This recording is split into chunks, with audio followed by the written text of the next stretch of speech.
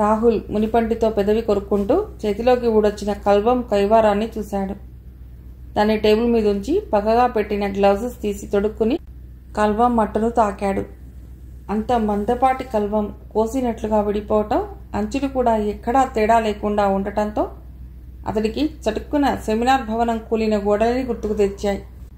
రాహుల్ హుషారుగా విజిలేశాడు. నూరటానికి ముందర తీసి ఉంచిన క్రిస్టల్స్ ప్యాకెట్ని ప్రత్యేకమైన గాజు పాత్రలో ఉంచి మూతబెట్టాడు. 5 నిమిషాల్లో తయారై బయటకు వచ్చాడు. భట్టాచార్య తన వైపు చూస్తూ, ఆడపిల్లల కంటే అన్యాయంగా ఆలస్యం చేశావు అన్నాడు. వెళ్లేది క్రెసెంట్ మూన్కి సార్, వాళ్లకు తగ్గట్టుగా ఉండాలిగా అన్నాడు చిరునవ్వుతో రాహుల్. పద అంటూ లేచాడు భట్టాచార్య. రాజు తలుపేసుకో అని కుర్రవాడికి చెప్తూ బయటికొచ్చాడు రాహుల్. డోర్ తెరిచాడు. భట్టాచార్య కూర్చున్నాక తిరిగొచ్చి డ్రైవింగ్ సీట్లో కూర్చున్నాడు. కారు కదిలింది. కొద్ది దూరం వచ్చాక, ఏటి లోపల ఏం చేసి వచ్చావు అడిగాడు ఆయన రాహుల్ వైపు చూస్తూ. నేనా? ఏం చేయలేదు సార్, డ్రెస్ వేసుకున్నానంతే నిదానంగా రోడ్డు వైపు చూస్తూ అన్నాడు. వచ్చేటప్పుడు నీ మొహంలోని ఎగ్జైట్మెంట్ని నేను గమనించలేదనుకున్నావా? ఏమైంది? ఆవలించకుండానే పెగులు లెక్కబెట్టే రకం భట్టాచార్య అనుకున్నాడు రాహుల్. అది ఇంకా నిర్ధారణ కాలేదు, పూర్తయ్యాక నేనే చెప్తాను అన్నాడు రాహుల్. భట్టాచార్య ఒకసారి అతడి వైపు చూసి మౌనంగా ఊరుకుండిపోయాడు. హోటల్ బయట కారాపాడు రాహుల్. కారు దిగి ఇద్దరు లోపలికి వచ్చారు. రిసెప్షన్ గర్ల్స్ ఇద్దరు వచ్చి రాహుల్ భట్టాచార్యుల చేతులు సుతారంగా పట్టుకుని లోపలికి తీసుకెళ్లారు. భట్టాచార్య ఆ ఇద్దరిలో ఒక అమ్మాయి వంక చూసి, భారత్ ఎక్స్పోర్ట్స్ ఇంపోర్ట్స్ నుండి రిజర్వేషన్ చేయించారు, ఎక్కడో కనుక్కో అన్నాడు. రిజర్వేషన్లోని కౌంటర్లోకి వెళ్లి నెంబర్ తెలుసుకుని వచ్చిందామె. లోపలికి వచ్చి తమరికే కేటాయించబడిన సీట్స్లో కూర్చున్నారు. డ్రింక్స్ వచ్చాయి. డయాస్ మీదున్న అమ్మాయిలు పూనకం వచ్చిన వాళ్ళలాగా ఊగిపోతున్నారు. లైట్స్ ఒక క్రమ పద్ధతిలో వారి శరీరాలపై వెలుగుతూ ఆరిపోతూ కూర్చున్న వాళ్ల మతులు పోగొట్టేస్తున్నాయి. రాహుల్ని చూడగానే బిలాబిలా అతడి చుట్టూ చేరారు 4 అమ్మాయిలు. రాహుల్ కాస్త చిరాగ్గా మొహం పెట్టి ఆహ్వానించడంతో, మీ పని పూర్తి కాదా, చివరిదాకా కంపెనీ ఇస్తారా అన్నాడు. వాళ్ళెంత దిగజారినా ఆడ మనసు కొట్టుమిట్టాడుతున్నట్టుంది. వెంటనే చివ్వున లేచారు. కోపంగా హూ అంటూ వెళ్ళిపోయారు మరో కస్టమర్ దగ్గరికి. వాళ్ళు వెళ్ళిన వైపే చూస్తూ, ఎందుకలా హర్ట్ చేసావు వాళ్ళని అడిగాడు భట్టాచార్య.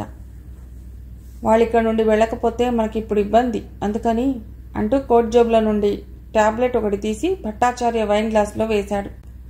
కూల్ డ్రింక్కి ఆర్డర్ ఇచ్చాడు భట్టాచార్య. కూల్ డ్రింక్స్ వచ్చాయి. రాహుల్ బాటిల్ ఓపెన్ చేసి తాగుతుండగా 2 అమ్మాయిలు అతడిని డయాస్ మీదికి ఆహ్వానించారు.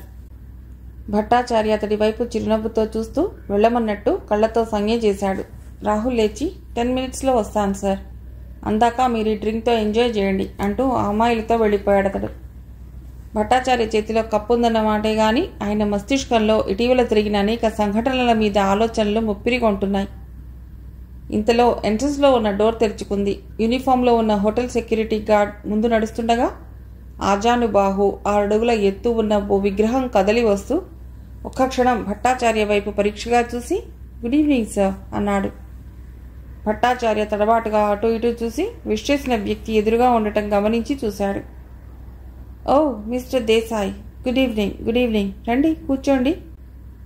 ఏమిటి సర్ప్రైజ్ అపీరెన్స్ అన్నాడు. సెక్యూరిటీ గార్డ్ దేశాయ్కి సల్యూట్ చేసి వెళ్ళిపోయాడు. మీరు ఇక్కడికి వస్తారా తరచూ, దగ్గరగా వస్తూ అడిగాడు దేశాయ్. అన్నట్లు డ్యూటీ మీద లేరు కదా అతి మెల్లగా అంటూ భట్టాచార్య పక్కన కూర్చుంటూ అడిగాడు. భట్టాచార్య నవ్వుతూ, నో మిస్టర్ దేశాయ్, ఏదో కాలక్షేపం కోసం వచ్చాను. మరి మీరు తరచూ వస్తుంటారా? నేను ఈ హోటల్కి పర్మనెంట్ ప్యాటర్న్ని అన్నాడు దేశాయ్ నవ్వుతూ. ముందుగా సారీ చెప్పాలి నేను అన్నాడు భట్టాచార్య. దేశాయ్ నొసలు చిట్లించి, మీరా, నాకా? సారీనా, దేనికి అన్నాడు. మీ కొత్త ఇంటి గృహప్రవేశానికి రాలేకపోయాను, సడన్గా యూకే వెళ్ళవలసి వచ్చింది. మెసేజ్ పంపాను కదా, అందిందా? అందింది. నిజంగా మీరు రానందుకు వరీ అయ్యాను, కానీ మాకులా మీకెలా వీలవుతుంది? పోనీయండి, ఇప్పుడు రండి, ఇదిగో అడ్రస్ ఉన్న విజిటింగ్ కార్డ్ అంటూ కోట్ జేబులో నుండి కార్డు ఒకటి తీసి ఇచ్చాడు దేశాయ్. భట్టాచార్య కార్డు తీసి లోపల పెట్టుకుంటూ, థ్యాంక్ యూ దేశాయ్. ఎట్లా ఉంది మీ కెమికల్ కమాండ్? మీరేదో కొత్తగా రీసెర్చ్ మొదలుపెట్టారని విన్నాను. ఎనీహౌ దేశాయ్, భారతదేశానికి మీరు చేస్తున్న సేవ అమూల్యమైనదనుకోండి. ముఖ్యంగా సైంటిఫిక్ దృక్పథంతో వైజ్ఞానికంగా దేశాన్ని ముందుకు తీసుకువెళ్లాలని మీరు చేస్తున్న కృషి అభినందనీయం. అదేమిటి సార్, నేనేం పరాయి దేశస్థుడినా? నేను పుట్టి పెరిగి విద్యాబుద్ధులు నేర్చుకుని మనిషిగా రూపొందింది ఇక్కడే. నా మాతృదేశానికి నేను చేస్తోంది చాలా తక్కువే అనిపిస్తోంది నాకు. వరల్డ్ సైన్స్ కాంగ్రెస్కి సంబంధించిన ఒక మీటింగ్ జెనీవాలో వచ్చే నెలలో జరుగుతోంది. దానికి నేను పేపర్ సబ్మిట్ చేస్తున్నాను. ఉదయం నుండి ఆ ప్రిపరేషన్లోనే తల మునకలుగా ఉన్నాననుకోండి. కంటిన్యూగా 10 hours వర్క్ చేశాను. దాంతో చాలా విసుగ్గా ఉంది. ఇంటికి వెళ్ళాను. బోర్ అనిపించింది. ఒక్కడిని కూర్చోలేక కాస్త రిక్రియేషన్ ఉంటుందని ఇలా వచ్చాను అన్నాడు దేశాయ్. భట్టాచార్య వైన్ గ్లాస్ అందిస్తూ, భార్య పిల్లలు ఉన్నవాళ్ళం, మేమే వస్తున్నాం అప్పుడప్పుడు. అటువంటిది ఒంటరి వాడివి. నువ్వు రోజు వచ్చినా ఆశ్చర్యపడాల్సింది లేదు అన్నాడు. దేశాయ్ ఒక సిప్ తీసుకుని రిలాక్స్గా వెనక్కి వాలుతూ, భట్టాచార్జీ, ఇటీవల జరిగిన సంఘటనలలో మానవ మేధస్సు సైన్స్ని ఎలా పెడదారిలో తీసుకుపెడుతున్నదో తెలుస్తోంది కదా అన్నాడు. కంఠంలో బరువు ధ్వనిస్తోంది. మీరు ఏ విషయం గురించి అంటున్నారు? సిప్ చేస్తూ అడిగాడు భట్టాచార్య. మీకు తెలీదా భట్టాచార్జీ, నేను మాట్లాడేది ఆ మధ్య పఠాన్కోట్లో కురిసిన వర్షం గురించి, మొన్నటి ఇన్ఫ్లోషన్ గురించి. అన్నట్లు అని గ్లాస్ని టేబుల్ మీద ఉంచి ముందుకు జరుగుతూ, ఎవరో అజ్ఞాత వ్యక్తి ముందుగా ప్రమాదాన్ని గుర్తించి అందరినీ సేవ్ చేశాడని విన్నాను. ఆ వ్యక్తి గురించి ఆచూకీ ఏమన్నా తెలిసిందా? గ్లాస్లో మిగిలిన ద్రవాన్ని పూర్తిగా తాగేసి చప్పుడు చేస్తూ కప్పును టేబుల్ మీద ఉంచాడు భట్టాచార్య. ఏమో, అతడి గురించి పోలీసులు ఏవో ప్రయత్నాలు చేస్తున్నారని విన్నాను. అయినా ఆ రోజు అక్కడ నువ్వు కూడా ఓ స్పీకర్వి కదా, నువ్వు చూసుండొచ్చు అతడిని. నో భట్టాచార్య, ఆ రోజు అనివార్య కారణాల వల్ల నేను ఆ మీటింగ్కి అటెండ్ కాలేకపోయాను. ఆ మీటింగ్ కంటే ముఖ్యమైన పనే ఉంది మీకు? ఆ రోజు పరిస్థితి అలాంటిదనుకోండి, అందుకే అతన్ని మిస్ అయ్యాను. ప్రస్తుతం అతడితో మాకేం పనిలేదు. ప్రమాదం ఎలా జరిగింది, కారకులెవరు అన్నదే కనుక్కోవలసిన విషయం అన్నాడు తాపీగా Bhattacharya. You are mistaken Bhattacharya. అతడిచ్చిన కాషన్ వల్లనే దేశం ఓ గొప్ప ప్రమాదం నుండి బయటపడగలిగింది. అతడు ఉపయోగించింది చూశారు, అది చాలా లేటెస్ట్ డెవలప్మెంట్. నాకే కొత్తగా ఉంది. ఆ వ్యక్తి ఎవరైనా కానీ భారత ప్రభుత్వం అత్యున్నతమైన గౌరవానికి అర్హుడనుకోండి. అటువంటి వాడు ప్రభుత్వానికి తెలిసి ఉంటే అతడి సహకారంతో ఇటువంటి ప్రమాదాల్ని ఎదుర్కోవటమే కాక ప్రభుత్వ సహాయంతో మనం ఇండిజినస్గానే అనేక యాంటీడోట్స్ తయారు చేసుకోవచ్చు. అందుకోసమన్నా అతడి ఆచూకీ మీరు ప్రత్యేక శ్రద్ధ తీసుకుని వెతకండి. మీరు పూనుకుంటే అతడు దొరక్కపోడు అంటుండగా రాహుల్ అక్కడికొచ్చాడు. భట్టాచార్య అనీజీగా చూశాడు అతడి వైపు. వాళ్ళిద్దరి ఎదురుగా కూర్చుంటూ, వెరైటీ ఏం లేదు, ఒకే మూసలో ఎప్పుడూ అదే డాన్స్, బోర్ అన్నాడు చిరాగ్గా కూల్ డ్రింక్ తీసుకుంటూ. భట్టాచార్య దేశాయ్ వైపు తిరిగి రాహుల్ని చూపుతూ, మిస్టర్ దేశాయ్, ఇతడు రాహుల్ అని నా ఫ్రెండ్ సన్. ఆంధ్ర నుండి వచ్చాడు. కెమిస్ట్రీలో PhD చేశాట. నా దగ్గరే ఉండి కంప్లీట్ చేస్తాడనుకోండి. అసలు నేనే ఇతన్ని తీసుకుని మీ దగ్గరకు వద్దాం అనుకుంటున్నా. ఇంతలో మీరే ఇక్కడ కలిశారు అని రాహుల్ వైపు తిరిగి, రాహుల్, ఈయన డాక్టర్ నితీంద్ర దేశాయ్. ఈయన గొప్పతనాన్ని గురించి నీకు ఈ రోజంతా చెప్పినా ఇంకా మిగిలే ఉంటుంది. ఒక్క మాటలో చెప్పాలంటే భారతదేశానికి ఒక వెలకట్టలేని రత్నం అనుకో అన్నాడు భట్టాచార్య. దేశాయ్ నవ్వి ఊరుకున్నాడు. రాహుల్ లేచి చేతులు జోడించి వినయంగా, మీ వంటి వ్యక్తిని కలుసుకోవటం నాకు చాలా ఆనందంగా ఉంది. ఈరోజు చాలా సుదినం అన్నాడు. ఆ డిమ్ లైటింగ్లోనే రాహుల్ దేశాయ్ని నిశితంగా పరీక్షించసాగాడు. దేశాయ్ అతడి వైపు చూస్తూ, సైంటిఫిక్గా దేనిపై ఇంట్రెస్ట్ మీకు అని అడిగాడు. రాహుల్ ఒక్క క్షణం సేపు దేశాయ్ కళ్ళలోకి చూసి, ఆర్సెనిక్ కాంపౌండ్స్ మీద అన్నాడు. దేశాయ్ అవాక్కయ్యాడు. 2 నిమిషాలు అతడు మాట్లాడలేదు. అతడు రాహుల్ని చూడసాగాడు. రాహుల్ కూడా క్రీనీడగా ఉన్న సన్నని వెలుగులో దేశాయ్ మొహంలో మారే రంగుల్ని స్పష్టంగా చూడసాగాడు. రాహుల్, ఆ విషయాలన్నీ తర్వాత డిస్కస్ చేద్దాం. ఇప్పుడంత తొందర ఏమిటి? నీకు ఇంకా టైం ఉందిగా అన్నాడు అక్కడి వాతావరణాన్ని మార్చడానికి ప్రయత్నిస్తూ భట్టాచార్య. రాహుల్కి భట్టాచార్య మాటలు అర్థమయ్యాయి. అతడు కాంగా డ్రింక్ సిప్ చేస్తూ రిసెప్షన్లోని ఆమె వైపు చూడసాగాడు. రాహుల్ ఆమె పేరేమిటో తెలుసుకోగలిగాడు. కానీ ఆమెను ఒంటరిగా కలుసుకోవాలిగా. తను చెప్పకుండా, ఎవరిని అడగకుండా ఆమె పేరు తెలుసుకున్నాడు. ఇది విని ఆమె ఆశ్చర్యపోతుందా? ఆశ్చర్యపడినా అది పైకి కనిపించనివ్వదు. అదే ఆమె స్పెషాలిటీ. ఒక్క 2 నిమిషాలు ఆమెతో ఒంటరిగా మాట్లాడాలని కోరుకుంటోంది మనస్సు. తనకి ఈ మధ్య బొత్తిగా వీలు కావటం లేదు. ఆమె వచ్చిన వాళ్ళకి, అడిగిన వాళ్ళకి ఏం కావాలో కనుక్కుంటూ సమాధానాలు ఇస్తూ మధ్య మధ్యలో తన వైపు చూడటం రాహుల్ గమనిస్తూనే ఉన్నాడు. ఇంతలో ఫోన్ తీసుకుందామే. ప్యాడ్పై రాసుకుని రిసీవర్ని హుక్పై ఉంచి అక్కడికి వస్తోంది. రాహుల్ కనుబొమ్మలు ముడిచి చూశాడు. ఆమె నేరుగా భట్టాచార్య దగ్గరికొచ్చి మెసేజ్ ప్యాడ్ని చూపించింది. భట్టాచార్య వెంటనే లేచి, excuse me mister Desai, trunk call వచ్చిందిట, మాట్లాడొస్తాను అని ఆమెతో వెళ్ళిపోయాడు. రాహుల్ డ్రింక్ తీసుకుంటూ అలాగేనన్నట్లు తలూపాడు. అతడు చాలా దీర్ఘాలోచనలో పడి ఉన్నట్లు ఆ వైఖరే చెప్తోంది. హలో దేశాయ్. భుజంపై చెరచడంతో దేశాయ్ ఉలిక్కిపడి వెనక్కి తిరిగి చూశాడు. రాహుల్ కూడా ఆమె ధ్యాసలో నుండి బయటపడ్డాడు. బాగా నిలువెత్తు మనిషి. ట్వీడ్ సూట్తో రంగురంగుల లైట్ల వెలుగుల్లో రంగేసిన జుట్టు బాగా మెరుస్తోంది. నోట్లో పైపు, నిమ్మకాయల్ని నిలబెట్టే మిలిటరీ మీసాలు. చూడగానే ఏదో పెద్ద ఆఫీసర్ అనిపించేట్లుగా ఉన్నాడు. అనిపించడమేమిటి? దేశాయ్ అంటూ నితీంద్ర దేశాయ్ని భుజం చరిచాడంటే ఆ స్థాయికి చెందినవాడై ఉండాలి అనుకున్నాడు రాహుల్. నితీంద్ర దేశాయ్ వెనక్కి తిరిగి చూసి, హలో అడ్మిరల్ డిసోజా, రండి రండి కూర్చోండి అని పక్కకు తిరిగి తను కూర్చున్న సీట్ చూపించాడు. అడ్మిరల్ డిసోజా కూర్చున్నాక డ్రింక్ అందిస్తూ, రిటైర్ అయ్యాక బొత్తిగా కనిపించడం మానేశారు, ఏదైనా వ్యాపకం పెట్టుకున్నారా ఏమిటి అడిగాడు దేశాయ్. అలాంటిదేం లేదు, హాయిగా ఇంటి పట్టు నుండి రెస్ట్ తీసుకుంటున్నాను. అన్నట్లు నీ యాక్టివిటీస్ ఏమిటి? జెనీవా మీటింగ్లో ఏదో పేపర్ సబ్మిట్ చేస్తున్నామని విన్నాను. దేని మీద? ఆర్సెనిక్స్ మీద అన్నాడు డిసోజా. ఆ మాటలతో దేశాయ్ కంగు తిన్నాడు. అప్రయత్నంగా రాహుల్ వైపు చూసి తడబడుతూ, ఇంకా ఏమీ డిసైడ్ చేయలేదు అన్నాడు ముభావంగా. సరే ఓకే, మళ్ళీ వస్తాను. నాకు ఈ మధ్య కొత్త ఫ్రెండ్స్ దొరికారులే, ఓ పట్టాన నన్ను వదలరనుకో. వాళ్ళక్కడున్నారు, నా కోసం వెయిట్ చేస్తుండవచ్చు. గుడ్ నైట్ దేశాయ్ అంటూ వచ్చినంత హడావుడిగానే వెళ్ళిపోయాడు డిసోజా. ఈలోగా భట్టాచార్య వస్తుండడం గమనించి లేచి నిలబడ్డాడు దేశాయ్. భట్టాచార్య దగ్గరికి రాగానే, నేను ఇక వెడతాను భట్టాచార్జీ అన్నాడు. అదేమిటి అప్పుడే వెళతానంటున్నారే? దారిలో ఒక ఫ్రెండ్ని కూడా కలవాళ్ళేండి. ఫ్రెండా? ఎవరు? మీరుగా వెళ్ళి కలవలసిన ఫ్రెండ్ ఎవరబ్బా? మీకు తెలియదులే.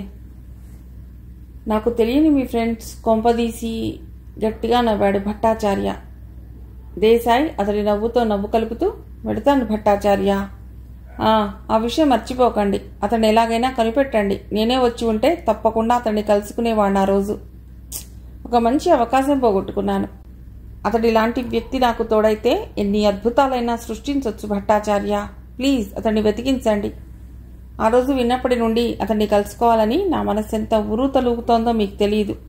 ఆ వ్యక్తిని కలుసుకోవాలన్న తపన అతడి కంఠంలో వినిపిస్తోంది. ప్రయత్నిస్తాను దేశాయ్. గుడ్ నైట్ అన్నాడు భట్టాచార్య. దేశాయ్ వెళ్ళిపోయాడు. భట్టాచార్య రాహుల్ వైపు చూస్తూ, కాసేపు ఉందామా వెళ్ళిపోదామా అడిగాడు ఆయన. రాహుల్ దృష్టి దూరంలో ఉన్న అడ్మిరల్ డిసోజా మీద ఉంది. అతడి ఫ్రెండ్స్లో ఒకడు టిబెట్కి చెందిన వ్యక్తిలా ఉన్నాడు. మరో 2 ఇండియన్స్. ఏమిటి ఎక్కడ ఆలోచిస్తున్నావు అడిగాడు భట్టాచార్య. ఏం లేదు సార్, వెడదాం, వచ్చిన పనైందిగా అన్నాడు రాహుల్. అతడు మరోసారి రిసెప్షన్లోని ఆమె వైపు చూసి వెంటనే డిసోజా వైపు చూశాడు. ఆమె డిసోజాని చూడటం గమనించి, పదండి సార్ అంటూ ముందుకు నడిచాడు రాహుల్. ఇద్దరూ బయటికి వచ్చారు. రాహుల్ కార్ డ్రైవ్ చేస్తున్నాడు. నువ్వు తొందరపడ్డావు రాహుల్, ఉన్నట్టుండి అన్నాడు భట్టాచార్య. ఏ విషయంలో అడిగాడు రాహుల్. ఆ సబ్జెక్ట్ గురించి ఎందుకు ఎత్తావు? నేను మొదట్లో ఎందుకు తెచ్చానా ఈ విషయం అనుకున్నాను. కానీ అడ్మిరల్ డిసోజా వచ్చి జెనీవా కాన్ఫరెన్స్ని ఆర్సెనిక్పై పేపర్ తయారు చేశావుటగా అని దేశాయ్ని అడిగాడు. నేను కరెక్ట్గా సరిగ్గానే ఆ సబ్జెక్ట్ గురించి ఎత్తానని అనుకుంటున్నాను ఇప్పుడు అన్నాడు రాహుల్. అడ్మిరల్ డిసోజా వచ్చాడా?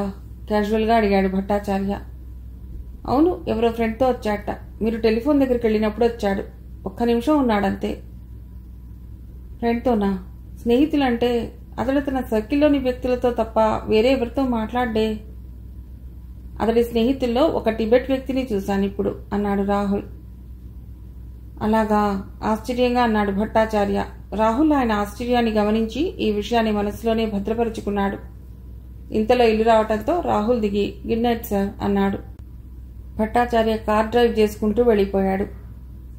ఆ రాత్రి అడ్మిరల్ డిసోజా, నితేంద్ర దేశాయ్ల గురించి ఆలోచనలతో కలత నిద్రపోయాడు రాహుల్. తెల్లవారి 8 దాటుతుండగా ట్రేలో కాఫీ కప్పు, కొన్ని వార్తాపత్రికలు పెట్టుకుని బెడ్రూంలోకి వచ్చాడు రాజు. వస్తూనే ట్రే స్టూల్పై ఉంచి రాహుల్ని తట్టి లేపాడు. సార్, 8 దాటుతోంది, ఇక లేవండి అన్నట్లు సంజ్ఞ చేశాడు. రాహుల్ చిరునవ్వుతో రాజు వైపు చూసి గుడ్ మార్నింగ్ రాజు అన్నాడు. రాజు కళ్లతోనే విష్ చేసి కాఫీ కప్పు, పేపర్ అందించాడు. యథాలాపంగా విప్పి పేపర్ మొదటి పేజీలో కిందుగా బాక్స్ కట్టి ప్రకటన ఉంది. రాహుల్ కళ్ళు ఆ ప్రకటన వెంట పరిగెత్తాయి ఆశ్చర్యంగా. ₹1,00,000 బహుమానం. ఇటీవల జరిగిన వాతావరణ కాలుష్య నివారణ సెమినార్లో దేశ విదేశీ ప్రముఖుల ప్రాణాలు, దేశ ప్రతిష్టా గౌరవాలు ఒక అజ్ఞాత వ్యక్తి ప్రతిభా పాటవం వలన నిలబడగలిగాయన్న సంగతి భారత ప్రజలందరికీ తెలుసు. ఆ వ్యక్తి ఏ దేశస్థుడైనా, ఏ ప్రాంతం వాడైనా తన గుర్తింపును ఈ కింద తెలియజేయబడిన సంస్థలో నిరూపించుకుని ₹1,00,000 బహుమానమును, మొమెంటోను పొందవచ్చును. ఇట్లు పీస్ లవర్స్ ఫౌండేషన్. రాహుల్ ఆ ప్రకటన చదివి 5 నిమిషాలు ఆలోచిస్తూ కూర్చున్నాడు. తర్వాత లేచి గబగబా పనులు పూర్తి చేసుకుని భట్టాచార్య పిఏకి ఫోన్ చేశాడు. ఆయన్ని 10 గంటలకి హోటల్ హిల్టన్కి రమ్మని చెప్పాడు రాహుల్.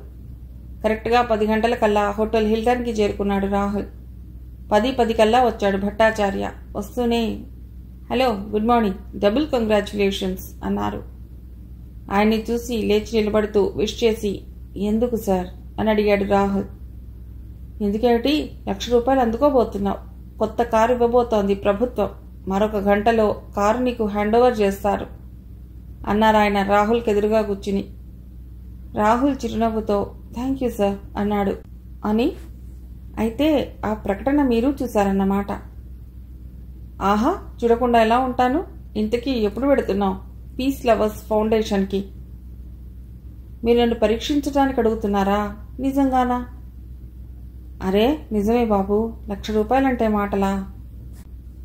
డబ్బు కోసం నన్ను తాకట్టు పెట్టుకోలేదు సార్. అది సరే కానియండి. ఈ పీస్ లవర్స్ ఎవరు, వీళ్ళ కథేమిటి అని అడిగాడు రాహుల్.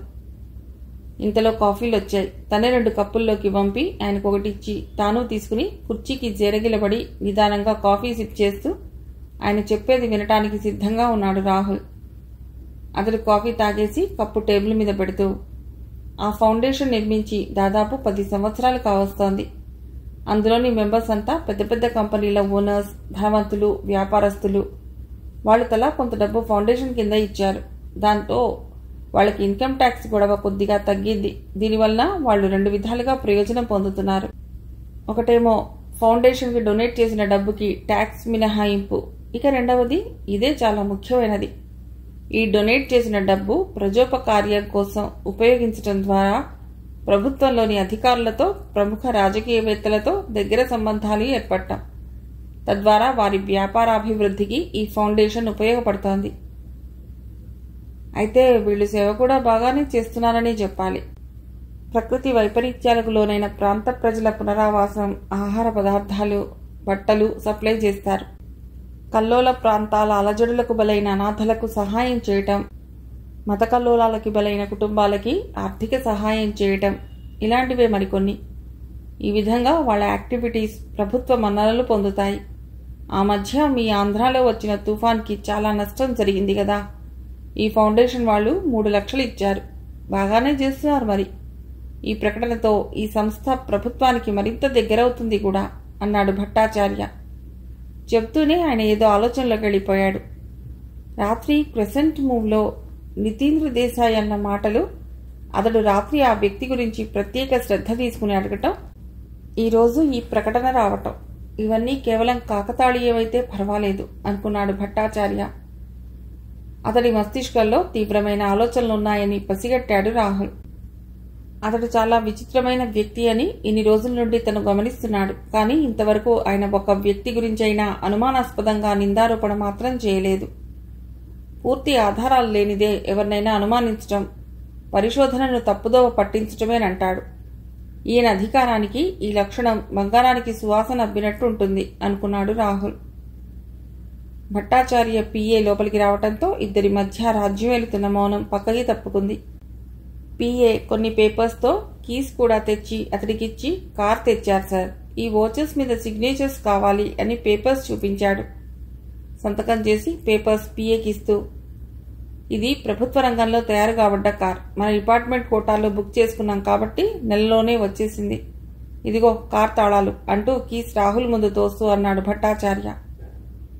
మారుతి కార్ అనుకుంటాను అన్నాడు రాహుల్.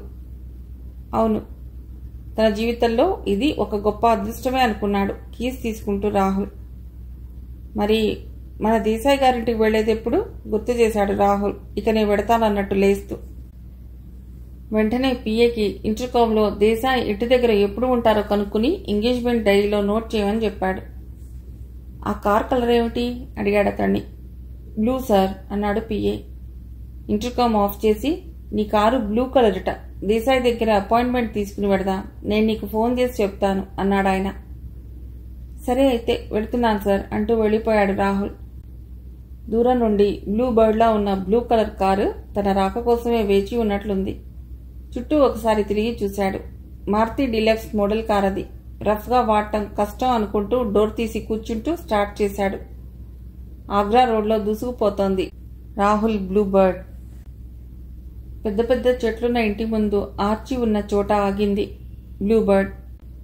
ఆర్చి నిండా అల్లుకున్న మారుతి తీగ పూల వాసన రోడ్డు మీదకు వస్తోంది. బ్లూ బర్డ్ ఆగిన శబ్దానికి 22 సంవత్సరాల యువకుడొకడు బయటికి తొంగి చూశాడు. రాహుల్ లోపలికి వచ్చాడు. నన్ను భట్టాచార్య పంపించారు అన్నాడు. అతడు వెంటనే రండి రండి లోపలికి రండి అని ఆహ్వానించాడు డ్రాయింగ్ రూంలోకి. సోఫా చూపించి కూర్చోండి అని లోపలికి వెళ్ళాడు. రాహుల్ సంభ్రమాశ్చర్యాలతో చూశాడతన్ని. ఆమె తనను తమాషా చేసేందుకు మగవేషం వేసుకోలేదు కదా. అయినా తనిప్పుడు వస్తున్నట్లు ఆమెకేం తెలుసు? అన్న కావచ్చు, కానీ ఎంత దగ్గరి పోలికలిద్దరివి. కాఫీ కప్పులున్న ట్రేతో వచ్చిందా అమ్మాయి. ఆమెను చూసి లేచి నిలబడుతూ, హలో స్వియా, గుడ్ మార్నింగ్ అన్నాడు రాహుల్. ట్రే సెంటర్లో ఉన్న టేబుల్ మీద పెట్టింది ఆమె. కళ్ళు సంభ్రమంతో మెరిశాయి. గెలుపు నీదే అన్నట్లు చూశాడు. కాఫీ కప్పిస్తూ, కారు భట్టాచార్య గారి బహుమతేనేమో అంది వాకిట్లో ఆగి ఉన్న మారుతి కారు చూస్తూ. కూర్చుంటూ, అవును, ఇందాకే కారు హ్యాండ్ ఓవర్ చేశారు నాకు. డైరెక్ట్గా ఇక్కడికే వచ్చాను. కారు మీద నా మొదటి ప్రయాణం మీ దగ్గరికే అన్నాడు రాహుల్ కాఫీ సిప్ చేస్తూ. అటువంటి కొత్త కారుని తీసుకుని ఏ రాజమందిరానికో లక్ష్మీ గుడికో తీసుకువెళ్లి పూజా పునస్కారాలు చేయిస్తారు. కానీ మీరిలా వచ్చారేమిటి? కుర్చీలో వెనక్కి వాలుతూ అంది స్వియ. పూజలా? అలాంటివి నాకు నచ్చవు. అయినా చూడండి, ఆ లక్ష్మీ దేవాలయానికి వెళ్ళాననుకోండి, ఆవిడ మీలా మాట్లాడుతుందా? ఇలా కాఫీ ఇస్తుందా? ఆ పలకని బొమ్మ దగ్గరికి వెళ్లే కంటే మాట్లాడించగలిగే స్వీయ లక్ష్మి దగ్గరకు వచ్చాను అన్నాడు రాహుల్. ఏమన్నారు? స్వీయ లక్ష్మ? ఎంత ధైర్యం? పెదవుల వెనక చిరునవ్వు దాచి కళ్లల్లో కోపాన్ని చూపిస్తూ తీవ్రంగా అడిగింది స్వీయ. రాహుల్ తాగే కాఫీ కప్పు టేబుల్ మీద ఉంచాడు. కొరబోయినంత పనైంది ఆవిడ కోపానికి. నేనేమైనా తప్పుగా మాట్లాడానా అన్నాడు. కాదా మరి? మీరన్నమాట గుర్తు తెచ్చుకోండి. ఏమన్నాడు తను? స్వీయ లక్ష్మి అన్నాడు. అందులో తప్పే ఉంది. క్షణం సేపట్లో తనన్న మాటలోని అంతరార్థం బోధపడింది. ఓయ్ బాబోయ్, నా ఉద్దేశం అది కాదు. సారీ, వెరీ సారీ అన్నాడు చిరునవ్వు దాచుకుంటూ. కానీ అతడి కళ్ళు చిలిపిగా నవ్వుతూనే ఉన్నాయి. ఏదో తెలియక అన్నారు కాబట్టి క్షమిస్తున్నాను. ఇంతకీ ఏం పని మీద వచ్చారు? విషయంలోకి వస్తూ అంది. రాహుల్ మామూలు స్థితికి వచ్చేశాడు. మీరు నాకు చిన్న సహాయం చేయాలి. నాకు కొన్ని ప్రశ్నలకి సమాధానాలు కావాలి. ఏమిటో అడగండి. అడ్మిరల్ డిసోజా తరచూ వస్తుంటాడు అక్కడికి? ఇదివరలో నేను అసలు అతన్ని అక్కడ చూడలేదు. 2 నెలల నుండే వస్తున్నాడు. ఈ 2 నెలల్లో 5-6 సార్లు వచ్చినట్లున్నాడు. అతన్ని వచ్చినప్పుడల్లా కలుసుకునే వ్యక్తులు ఎవరో గుర్తుపట్టగలరా? ప్రత్యేకించి ఎవరు గుర్తులేరు. మొత్తం మీద ఆ వ్యక్తులు మా హోటల్లోనే ఉంటారు ఎప్పుడొచ్చినా. గుర్తొచ్చింది, ఒకడు టిబెట్ నుండి వస్తాడు ఎప్పుడు. రాహుల్కి వెంటనే ఆ రోజు డిసోజాతో మాట్లాడే టిబెట్ వ్యక్తి కళ్ల ముందు మెదిలాడు. వెరీ గుడ్, చాలా చక్కటి పాయింట్ని టచ్ చేశారు. అయితే వాళ్ళు హోటల్లో ఉన్నప్పుడు ఎవరెవరికి ఫోన్లు చేస్తారో, ఎవరెవరు వాళ్ళకి ఫోన్ చేస్తారో ఆ టెలిఫోన్ కాల్స్ అన్నింటినీ టేప్ చేయాలి. వీలవుతుందా అడిగాడు రాహుల్. ప్రయత్నిస్తాను. సహజంగా టెలిఫోన్ కాల్స్ అన్నీ సర్వసాధారణంగానే వ్యాపార శైలిలో ఉంటాయి. అంతేగాని మనకు కావలసిన ఇన్ఫర్మేషన్ ఈ ఫోన్ కాల్స్ ద్వారా లభించకపోవచ్చు. నాకు మాట్లాడుకునే విషయం కంటే వ్యక్తులెవరో తెలిస్తే చాలు. రెండూ తెలిస్తే ఇంకా మంచిదనుకోండి. ఎనీహౌ ప్రయత్నించండి అన్నాడు రాహుల్. ఇంతలో రాహుల్ కూర్చున్న సోఫాకి వెనుక వైపుగా ఉన్న గదిలో రెడ్ లైట్ వెలగటంతో ఇప్పుడే వస్తాను అంటూ లోపలికెళ్ళింది స్వీయ. 2 నిమిషాల తర్వాత తిరిగొచ్చి చెప్పిందామె. నితీంద్ర దేశాయ్ గారింటికి వెళ్ళటానికి సాయంకాలం 6 గంటలకి సిద్ధంగా మిమ్మల్ని ఉండమని భట్టాచార్య చెప్పారట. ఆయన పిఏ ఫోన్ చేశారు అంది స్వీయ. నేను ఇక్కడికి వచ్చినట్లు ఎలా తెలిసిందో? ఆయన దేవాంతకుడు సుమా అన్నాడు. అంటే మీరు ఇంకా భట్టాచార్యని సరిగ్గా అంచనా వేయలేదన్నమాట. ఒక పనిని మనం ఇంకా చేద్దామని అనుకోకముందే ఆ పని మనం చేస్తామని ఆయన ఊహించగలడు. కాకపోతే 15 మంది సీనియర్ ఆఫీసర్లని వెనక్కి నెట్టి ఆయన డైరెక్టర్ కాగలిగేవాడా? నిజమే. ట్రేసింగ్ డిటెక్టర్ని ఎక్కడో వెహికల్లో ఫిట్ చేసి ఉండవచ్చు అని లేచాడు రాహుల్. థ్యాంక్ యూ సియా, పెడతాను అన్నట్టు ఒక చిన్న సందేహం. ఇందాక నాకు కనిపించిన అతడు అని ఆగాడు. నవ్వింది స్వీయ సన్నజాజులు సన్నగా నవ్వినట్లు. మేమిద్దరం కవలలం. నాకంటే 1 గంట ఆలస్యంగా పుట్టిన నా తమ్ముడు. ఏం చేస్తున్నారు? ఏవో పరిశోధనలు చేస్తుంటాడు. ఏం చేస్తోంది చెప్పడు. మరొకసారి వచ్చినప్పుడు ఆయనతో పరిచయం చేసుకుంటాను అని వాకిట్లోకి వచ్చాడు రాహుల్. స్వీయ గేట్ దాకా వచ్చి నిలబడింది. ఆమెకి చెయ్యూపి కారు ముందుకి పోనిచ్చాడు రాహుల్. ఇంటికొచ్చి సైన్స్ జర్నల్స్ తిరిగేస్తూ గడిపాడు. సాయంకాలం 5:30 కావస్తోంది. భట్టాచార్య వచ్చినట్లుగా కాలింగ్ బెల్ 3 సార్లు మోగింది. రాజు తలుపు తీసినట్లుంది. రాహుల్ లేచి త్వరగా స్నానాదులు ముగించి డ్రెస్ చేసుకుని హాల్లోకి వస్తూ గుడ్ ఈవినింగ్ సార్ అన్నాడు. భట్టాచార్య సోఫాలో కూర్చుని మ్యాగజైన్ తిరిగేస్తున్నాడు. రాజు కాఫీ తెచ్చిచ్చాడు. ఇద్దరూ కాఫీ తాగాక బయటికి వచ్చారు. ఆయన కారు లేదక్కడ. మీరు కారులో రాలేదా అడిగాడు రాహుల్. కారులోనే వచ్చాను. డ్రైవర్ని కారు తీసుకుని వెళ్ళిపోమని చెప్పా. నీ కొత్త కారు డ్రైవ్ చేద్దామని అన్నాడు ఆయన డోర్ తెరుచుకుని కూర్చుంటూ. రాహుల్ ఆయన పక్కనే కూర్చున్నాడు. కారు గేట్ దాటి రోడ్డు మీదకి వచ్చింది. రాజు గేట్లు వేసుకుని లోపలికి వెళ్ళాడు. అరగంట ప్రయాణించిన తర్వాత విక్రమపురి కాలనీ చేరుకున్నాడు. నితీంద్ర దేశాయ్ ఇల్లు తేలిగ్గానే కనుక్కున్నారు. కొత్త ఇల్లని తెలుస్తూనే ఉంది. కారు ఆపుకుని దిగి లోపలికొచ్చి కాలింగ్ బెల్ నొక్కారు. 1 నిమిషం తర్వాత తలుపు తెరుచుకుంది. నితీంద్ర దేశాయ్ చిరునవ్వుతో రండి రండి, మీకోసం ఎదురు చూస్తున్నాను అంటూ లోపలికి ఆహ్వానించాడు. డ్రాయింగ్ రూమ్లో కూర్చున్నాడు. చాలా డీసెంట్గా ఉందా గది. ముఖమల్ దిళ్లు వేసిన సోఫాలు, ఎదురుగా ఉన్న అల్మరా నిండా పుస్తకాలు, ఆ పక్కనే ఉన్న మరో అద్దాల బీరువా నిండా దేశ విదేశాల్లో ఆయన సంపాదించిన అవార్డులు మొమెంటోలు ఉన్నాయి. లోపలికి రాగానే అందర్నీ తన వైపు ఆకట్టుకునే ఒక ఫోటో గోడకి ఉంది. అది శాంతి పౌరాన్ని ఎగరవేస్తున్న జవహర్ లాల్ చిత్రం. రాహుల్ గంభీరంగా హుందాగా ఉన్న అలంకరణని గమనిస్తూ దేశాయ్ వ్యక్తిత్వాన్ని అంచనా వేయసాగాడు. హాట్ డ్రింక్సా కూల్ డ్రింక్సా ఏం తీసుకుంటారు అడిగాడు దేశాయ్. కూల్ డ్రింక్స్ చాలు అన్నాడు భట్టాచార్య. దేశాయ్ తన సీట్కి పక్కనే ఉన్న ఇంటర్కామ్ ఆన్ చేసి 3 కూల్ డ్రింక్స్ పంపమని ఆదేశించాడు. ఇక్కడి వాతావరణం చాలా బాగుంది దేశాయ్. సిటీ కాలుష్యానికి దూరంగా చాలా ప్రశాంతంగా ఉంది. ఈ పరిసరాలను చూస్తుంటే నాకు కూడా ఇక్కడే ఓ ప్లాట్ తీసుకుని ఇల్లు కట్టుకోవాలనిపిస్తుంది అన్నాడు భట్టాచార్య. ష్యూర్, తప్పకుండా తీసుకోండి. మనం ఇంకా దగ్గరగా ఉండవచ్చు అన్నట్లు how are you young man పలకరింపుగా రాహుల్ వైపు చూస్తూ అడిగాడు. నీ పేరేమిటి? రాహుల్ అన్నాడు రాహుల్. నువ్వసలు ఆర్సెనిక్ కాంపౌండ్ని ఎందుకు ఎన్నుకున్నావు పిహెచ్డికి? నాకు నీ పేరు గుర్తులేదు, కానీ నీ ఈ సబ్జెక్ట్ నేను చాలాసేపు గుర్తుపెట్టుకున్నాను. నీకు ఇది అంత ఇంట్రెస్ట్ అయిన సబ్జెక్టా అడిగాడు దేశాయ్. అవును సార్, ఎందుకంటే ఇది మోడర్న్ అండ్ డెవలపింగ్ సబ్జెక్ట్. దీనిపై థీసిస్ సబ్మిట్ చేస్తే ఫ్యూచర్ బాగుంటుందని నా ఉద్దేశం. ఎవరి ఫ్యూచర్? నవ్వుతూ అన్నాడు దేశాయ్. మనందరి ఫ్యూచర్ కావచ్చునేమో. ఏం రాహుల్ అని తను దరహాసం ఒలికించాడు భట్టాచార్య. రాహుల్ చిరునవ్వుతో తలూపాడు. అది కాదు మిస్టర్ రాహుల్, నేను మంచి టాపిక్ ఆలోచించి ఎవరినైనా మంచి ప్రొఫెసర్తో మాట్లాడతాను అని భట్టాచార్య వైపు చూస్తూ, నేను 1 వారం రోజుల్లో ఇతడి విషయం తెలియజేస్తాను. అయినా మీరు తలుచుకుంటే సీట్ దొరక్కపోతుందా అన్నాడు దేశాయ్. చూద్దాం, ఇంకా టైం ఉందిలేండి అన్నాడు భట్టాచార్య. రాహుల్ టేబుల్ మీది అమెరికన్ సైంటిస్ట్ మ్యాగజైన్ చూస్తున్నాడు. సుమారుగా ఎంతే ఉంటుంది ఇల్లు? అడిగాడు భట్టాచార్య ఇంటిని చూస్తూ. 3.5 లక్షల దాకా అయ్యింది. అబ్బా, చాలా అయిందే. ఒంటరిగాడివి, ఇంటి మీద ఇంత ఖర్చెందుకు పెట్టావు? సరే, ఇల్లు కట్టి చూడు, పెళ్లి చేసి చూడు అని తెలుగులో ఓ సామెత ఉందిలే. మొదటిది అయ్యింది, రెండో దాని గురించి ఏమైనా ప్రపోజల్ ఉందా? నవ్వుతూ అడిగాడు భట్టాచార్య. అలాంటిది ఏదైనా ఉంటే మీకు తెలియకుండా జరుగుతుందా అని లేచి, రండి లోపలికి, ఇల్లు చూదురుగాని అన్నాడు దేశాయ్. భట్టాచార్యతో పాటు తను లేచాడు రాహుల్. ఇల్లు లోపల చాలా బాగుంది. ఖరీదైన ఆధునిక సామాన్లతో నీట్గా సర్దబడి అతడి గొప్పతనాన్ని చాటుతుంది. గదులన్నీ చూసి ఆఖరికి బెడ్రూంలోకి వచ్చారు. లోపలికి రాగానే ఏదో ఫారిన్ పర్ఫ్యూమ్ తేలిగ్గా సోకింది. అది డ్రెస్సింగ్ రూమ్ కమ్ బెడ్రూమ్. బెడ్కి ఎదురుగా ఉన్నది డ్రెస్సింగ్ టేబుల్. దానిమీద రకరకాల స్వదేశీ విదేశీ డ్రెస్సింగ్ సామాగ్రి ఉంది. హెయిర్ ఆయిల్స్, సెంట్స్, పౌడర్ డబ్బాలు. రాహుల్ దృష్టిని ఆకర్షించింది వాటిలోని ఎర్రటి రంగు లవ్ పౌడర్ డబ్బా. అప్రయత్నంగా నడిచినట్లే ఆ పౌడర్ డబ్బా చేతిలోకి తీసుకుని వెనక్కి తిప్పి చూశాడు. పౌడర్ చేతిలో పడింది. వెనగ్గా ఉన్న కస్టమ్స్ క్లియరెన్స్ సీల్ నంబర్ చూశాక అతడు దిగ్భ్రాంతి చెందాడు.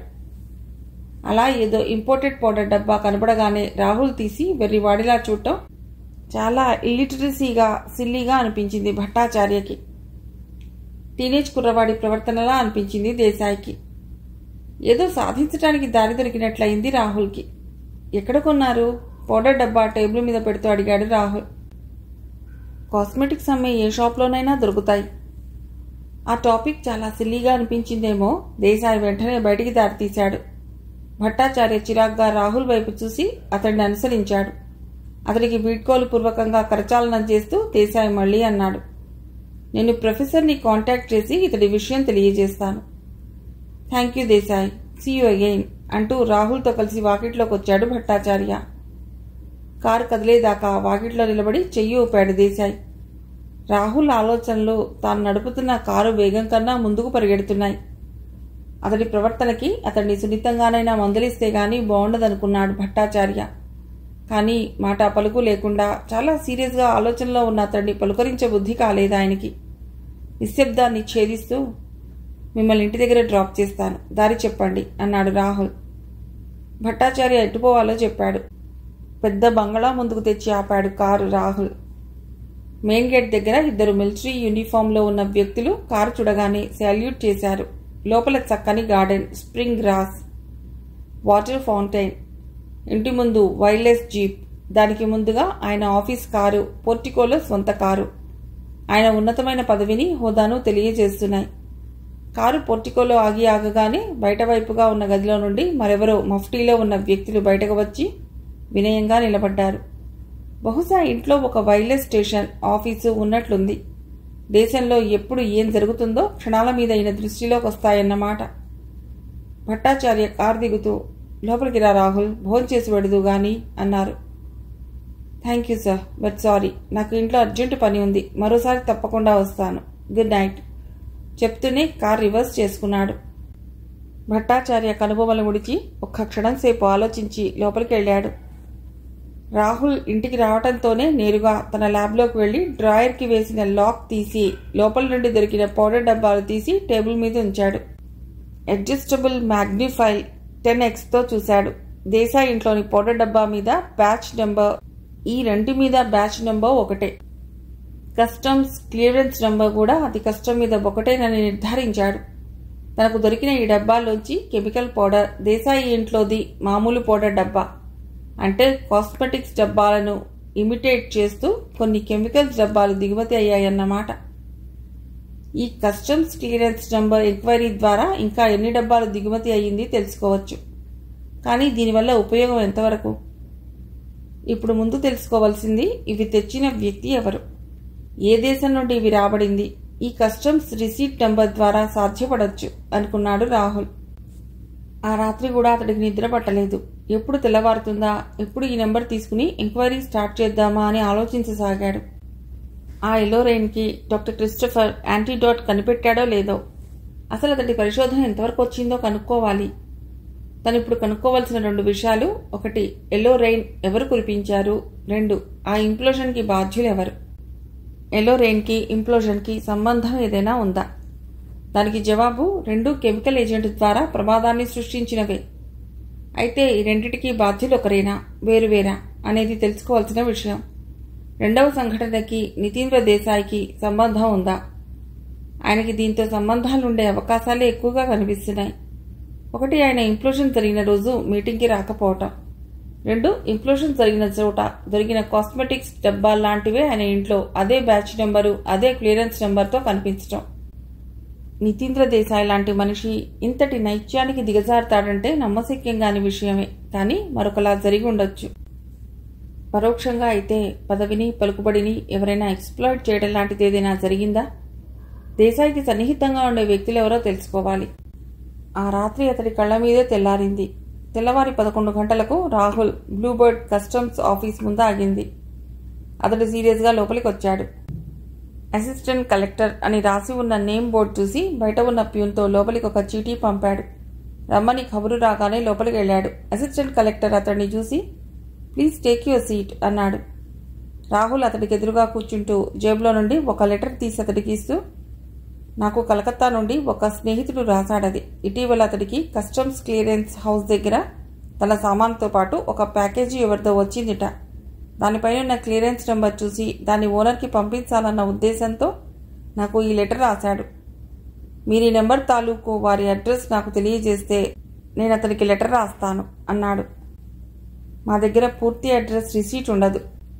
ప్రయాణించిన air craft number, air ticket number మాత్రమే రిసీట్ మీద ఉంటాయి. అది తీసుకుని మీరు ఎయిర్ ఇండియాకు వెళ్ళి ఇంటర్నేషనల్ సర్వీసెస్లో ఎంక్వైరీ చేస్తే బహుశా అడ్రస్ దొరుకుతుంది. రైటింగ్ ప్యాడ్ మీద సంబంధించిన సూపరింటెండెంట్కి చిన్న నోట్ రాసి రాహుల్కి ఇచ్చి, మీరు ఇది తీసుకుని వెళ్ళి సూపరింటెండెంట్ని కలవండి అన్నాడు. రాహుల్ ఆ చీటీ తీసుకువెళ్ళి సూపరింటెండెంట్కి ఇచ్చాడు. అతడోసారి రాహుల్ వైపు ఎగాదిగా చూసి, కూర్చోండి అన్నాడు. రాహుల్ అతడికి ఎదురుగా ఉన్న కుర్చీలో కూర్చున్నాడు. సూపరింటెండెంట్ రిసీట్ బుక్ తీశాడు. క్లియరెన్స్ నెంబర్ చూసి దాన్ని కార్బన్ కాపీ కోసం వెతకసాగాడు.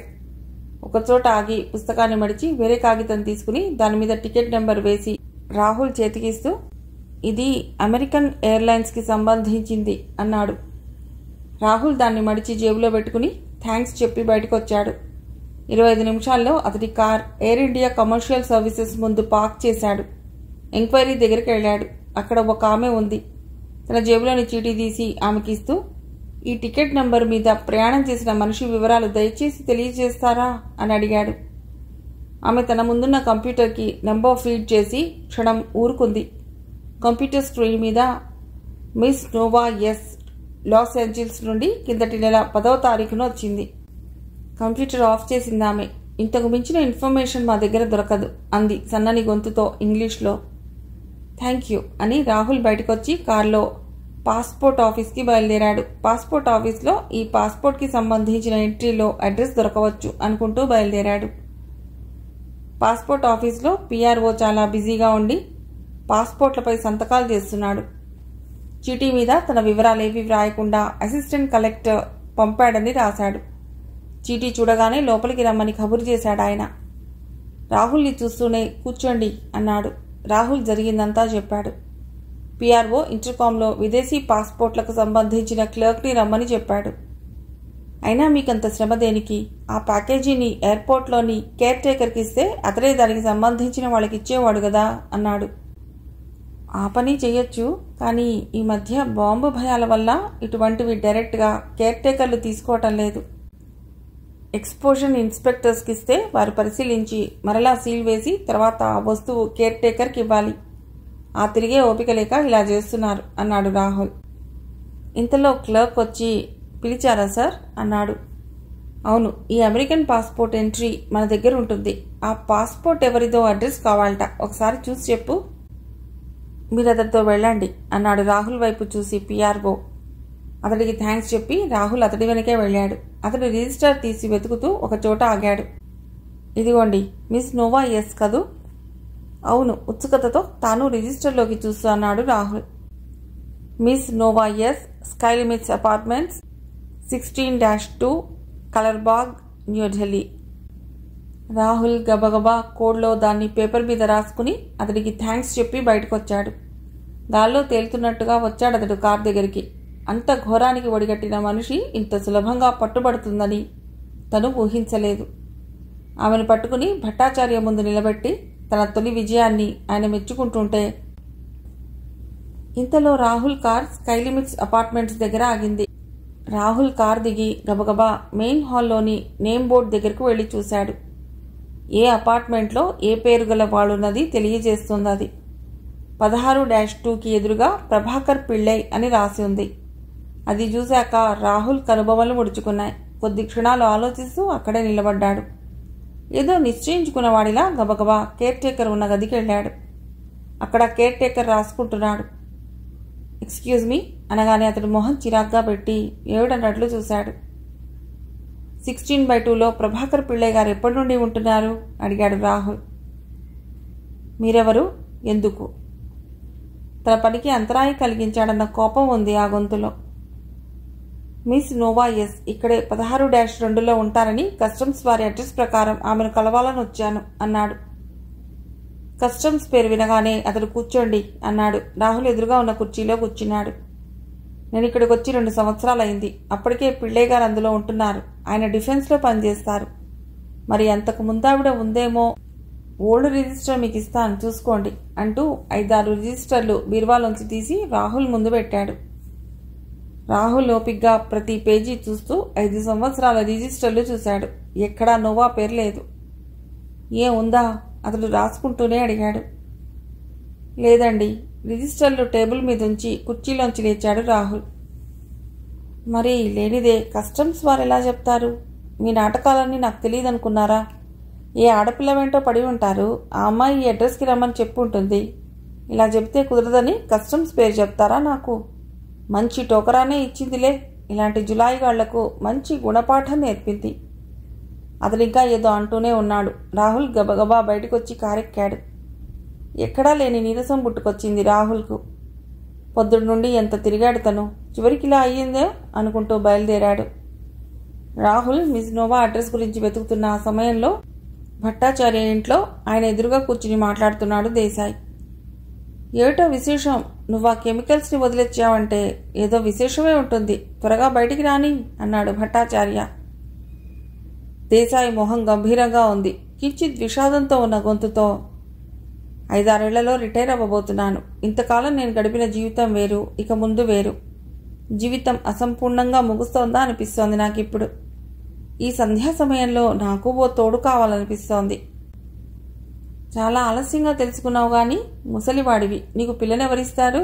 చలోక్తిగా అన్నాడు భట్టాచార్య. ఆమె అంగీకారం తెలిపింది. Very good. మరి ఆలస్యం దేనికి? నా స్నేహితుడు ఇంతకాలానికి గృహస్థ కాబోతుంటే నాకు చాలా సంతోషంగా ఉంది. చాలా శుభవార్తలు చెప్పావు అంటూ ఇంటర్కామ్లో 2 స్వీట్స్ పంపించు అన్నారాయన. అదేటి, నేనివ్వాలి నీకు పార్టీ? కాదు, సంతోష వార్త విన్నాక నాకు ముందు నీ నోరు తీపి చేయాలని ఉంది. నిజంగా నీలాంటి వ్యక్తిని వివాహం చేసుకోబోయే ఆమె ఎవరో చాలా అదృష్టవంతురాలు. పెట్టి పుట్టిందామె. బైది బాయ్, ఎవరా అమ్మాయి అడిగాడు భట్టాచార్య. అక్కడే ఉంది ప్రాబ్లం. అందుకే నీ దగ్గరకు వచ్చాను. ప్రాబ్లమా? ఏ, వాళ్ళు ఒప్పుకోవటం లేదా? అదేం కాదు, ఆమె ఇండియన్ కాదు. ఓహ్, అంతేనా? జర్మన్ యువత? కాదు, అమెరికన్. అయితే ఆమెను వివాహం చేసుకోవటానికి నేను ప్రభుత్వ అనుమతి తీసుకోవాలా? భట్టాచార్య ఒక్క క్షణం ఆలోచించి, ప్రభుత్వ యంత్రాంగంలో అందున డిఫెన్స్కి సంబంధించిన కీలకమైన హయ్యర్ పొజిషన్లో ఉన్న వ్యక్తి విదేశీ వనితను పెళ్లి చేసుకోవాలనుకుంటే ప్రభుత్వానికి తెలియజేస్తేనే మంచిది. క్షణమాగి, అయినా అదంతా నేను చూసుకుంటాలే. ఏవో కొన్ని ఫార్మాలిటీస్ ఉన్నాయి, అవి పూర్తి చేస్తే సరి. ఫార్మ్స్ కొన్ని పంపుతాను, కంప్లీట్ చేసి పంపు. జస్ట్ ఫర్ సేక్ అంతే. ఇంతకీ ఆ అదృష్టవంతురాలి పేరేమిటి? తల్లి తండ్రి ఇక్కడే ఉంటారా? అమెరికాలోనా? ఆమె ఏం చేస్తారు? వివరాలు అడిగాడు భట్టాచార్య.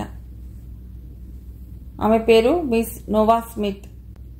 కాఫర్స్ బాటిల్ బ్రెడ్కి మార్కెటింగ్ డైరెక్టర్. కాఫర్స్ బాటిలా? ఓహో, ఆ కంపెనీయా? అమెరికా నుండి మనకు వచ్చే డిఫెన్స్ ఎక్విప్మెంట్కి ఆథరైజ్డ్ డీలర్స్ కదూ. సో అలా మీ పరిచయం ప్రణయానికి పరిణయానికి దారితీసిందన్నమాట. ప్రణయం కాదు భట్టాచార్య, మెంటల్ అటాచ్మెంట్ అను. ఈ వయసులో స్త్రీ సుఖం కోసం వెంపర్లాట కాదు, తోడు కోసం మనస్సు తొందర, అంతే. ఆమె నాలో ఏం చూసి ప్రేమించిందో నాకిప్పటికీ అర్థం కాదు.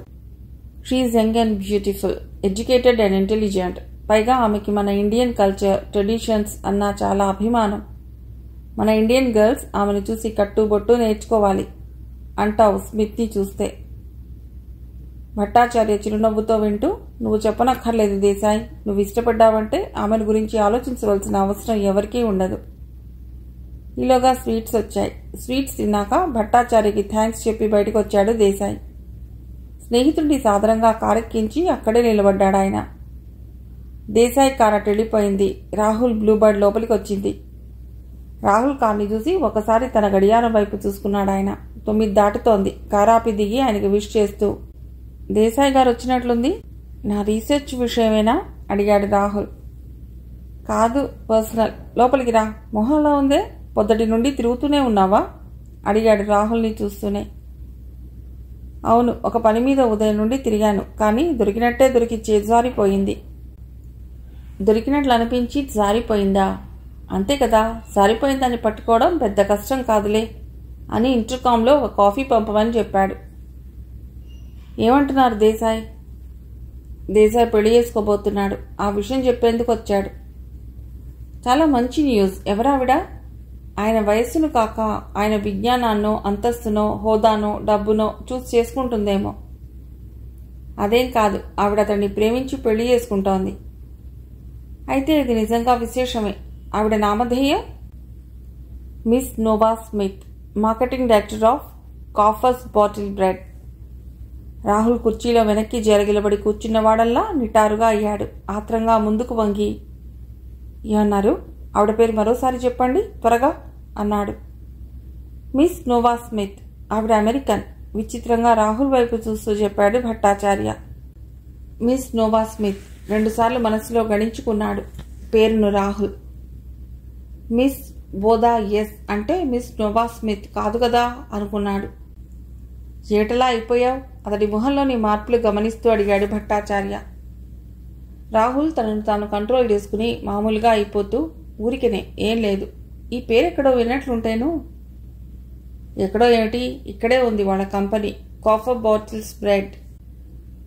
కాఫర్స్ బాటిల్ బ్రెడ్డా? కాఫర్ బాటిల్ బ్రెడ్ అంటే యుద్ధ పరికరాలు తయారు చేస్తారా? ఎక్కడి నుంచైనా తెచ్చి అమ్ముతారా? ఎప్పుడు స్థాపించారు ఈ కంపెనీ? దీని కథ కమామిషు ఏమిటన్నట్టు అడిగాడు రాహుల్.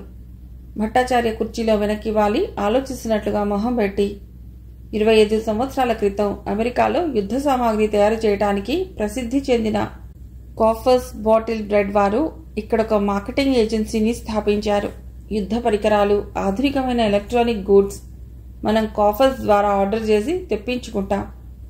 కొత్తవేవైనా ఆయుధాలు తయారు చేస్తే వాటికి సంబంధించిన లిటరేచర్, ఫొటోస్తో మనకు తెలియజేస్తారు. ఈ ఇన్ఫర్మేషన్ వలన మనకు కావలసిన ఆయుధాలు కొనుక్కోవటానికి అవకాశం ఏర్పడుతుంది. మరి ఈ కంపెనీ మనకేం లాభం? ప్రమాదం తప్ప. ఈ మార్కెటింగ్ ఏజెన్సీ మన దేశంలోనే కాక ఇతర దేశాల్లో కూడా ఉండవచ్చు. ఉన్నాయి కూడా. ఈ కంపెనీ మనకు ఎక్విప్మెంట్ తెప్పించి ఇచ్చిందో ఇతర దేశాలకు తెలిసే అవకాశం ఉంది. మన శత్రువులు దానికి కౌంటర్స్ తయారు చేసుకుంటారు. ఇది మనకెంత నష్టాన్ని కలిగిస్తోందో. అసలు ఈ కంపెనీయే కౌంటర్ తయారు చేసి ఇచ్చినా ఆశ్చర్యపడవలసింది లేదు. భట్టాచార్య నెట్టూరుస్తూ అన్నాడు. అన్నీ తెలిసి మీరెందుకు ఊరుకున్నారు? ఈ బాటిల్ బ్రెడ్ కంపెనీ అనవసరమని ఎందుకు చెప్పకూడదు? ఇప్పుడు ఆ కంపెనీని తీసేయమని ఎవరూ చెప్పలేదు. అది వేళూనుకు పోయింది. పెద్ద పెద్ద వాళ్ళందరికీ అందులో భాగం ఉంది. ప్రతిపక్షాలు, పత్రికలు ఆ కంపెనీ అనవసరమని ఘోషించినా ఎవ్వరూ పట్టించుకోలేదు. అక్కడి నుండి ముడి పదార్థాలు కొనుక్కుని మనం ఇక్కడ కొత్త రకమైన ఆయుధాలు తయారు చేసుకుంటున్నామని, ఈ కంపెనీ వలన మనకు లాభమే కానీ నష్టమేమీ లేదని మొన్న ఓ ఇంటర్వ్యూలో డాక్టర్ నితీంద్ర దేశాయ్ చెప్పారు. ఇక ఎవరైనా ఏం మాట్లాడతారు? సబ్జెక్ట్ అటు తిరిగి ఇటు తిరిగి చివరకు దేశాయ్ దగ్గరకొచ్చి ఆగిపోతోంది. ఇంతలో భట్టాచార్య, డ్యూటీ క్లబ్ చిచ్చి, డిఫెన్స్ సెక్రటరీ పిఏ టెలిఫోన్ చేశారు. ఇప్పుడు పాకిస్తాన్ ఏజెంట్స్ను తిరిగి వాళ్ళ దేశానికి పంపే విషయానికి సంబంధించిన ఫైల్ ఒకటి మీ పరిశీలనలో ఉందిట. రేపు 6:30 కల్లా మీ కామెంట్స్తో పంపించమన్నారు. మినిస్టర్ దగ్గరికి తీసుకువెళ్లాలట అన్నాడు. సరే, అక్కడ నా ఆఫీస్ రూమ్లోని డ్రాయర్లో ఉందా ఫైల్, తాళాలు ఇవిగో, ఓసారి తీసుకురండి అన్నాడు తాళాలు ఇస్తూ భట్టాచార్య. పిఏ తాళాలు తీసుకుని వెళ్ళిపోయాడు. ఏజెంట్స్ని తిరిగి వాళ్ళ దేశానికి పంపేస్తారా? ఆశ్చర్యంగా అడిగాడు రాహుల్. తప్పదు మరి. మొన్న 2 దేశాల అగ్రనాయకుల సమావేశంలో జరిగిన ఒప్పందం ప్రకారం పంపవలసి వస్తుంది. ఎంతమంది ఉన్నారు? 7. పెద్ద ప్రమాదకరమైన వాళ్ళు కాదులే. అయినా చిన్న పామును కూడా పెద్ద కర్రతో కొట్టాలి కదా. వ్యాపారస్తుల్లా, బ్రోకర్స్గా, కమిషన్ వ్యాపారుల్లా, డాక్టర్స్గా చలామణి అవుతున్నారు. వీళ్లలో ఒకడు రీసెంట్గా లుధియానాలో పట్టుబడ్డాడు. ఏ ఎయిమ్స్తో వచ్చారు? ఏముంటాయి, మామూలే. జనంలో కలిసిపోయి ఏదో ఒక అలజడి లేవదీయటం, కొంచెం డబ్బున్న వాడిని పట్టి వ్యాపారంలోకి దింపటం. విదేశీ వ్యాపారంపై ఈ రోజుల్లో మోజెక్కువ కదా. లాభాలు చూపించడం, ఆ రకంగా వాడిని గుప్పెట్లో పెట్టుకుని దేశంలోని డర్టీ పాలిటిక్స్లోకి దింపడం.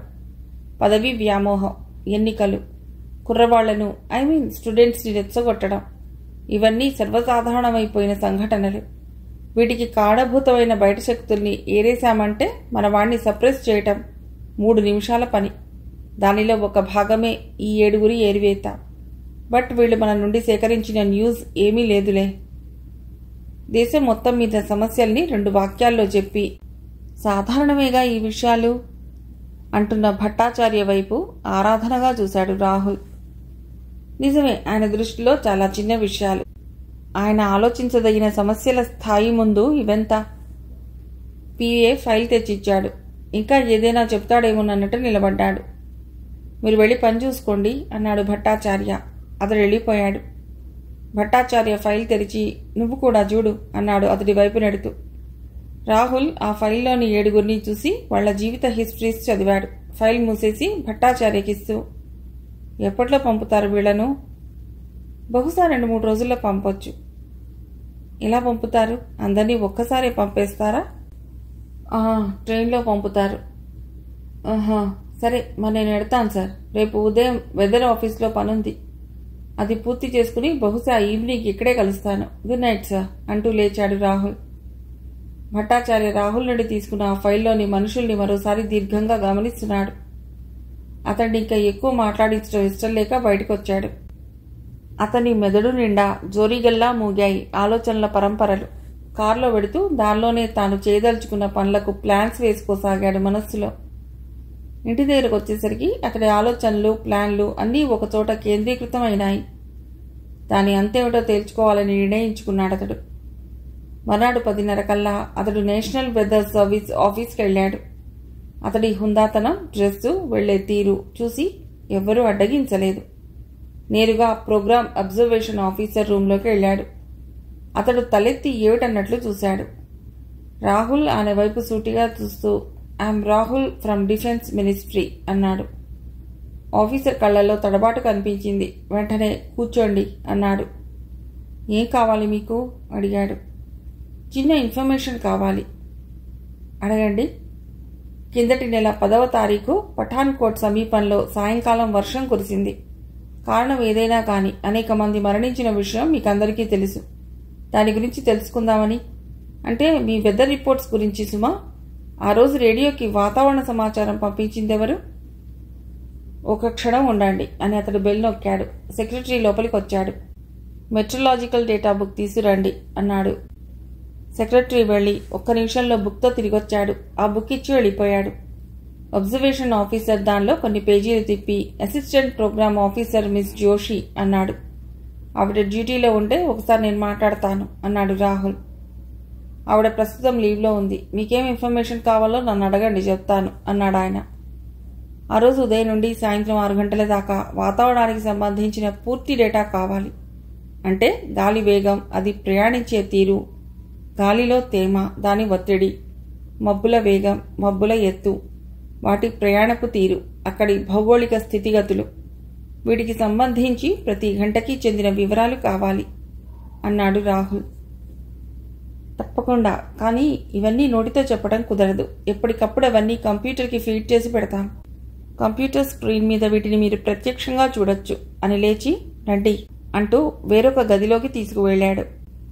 అక్కడ మైక్రోబార్ గ్రాఫ్ అనే యంత్రం ద్వారా రికార్డ్ చేయబడిన గాలి ఒత్తిడిని, యానియోమీటర్ ద్వారా రికార్డ్ చేయబడిన గాలి వేగాన్ని, దిక్కుని, సీల్ మీటర్ ద్వారా రికార్డైన మబ్బుల ఎత్తును, వాటి సాంద్రతను కంప్యూటర్ కొద్ది క్షణాల్లో ఆ రోజు పూర్తి వాతావరణపు చిత్రపటాన్ని రాహుల్ ముందుంచింది.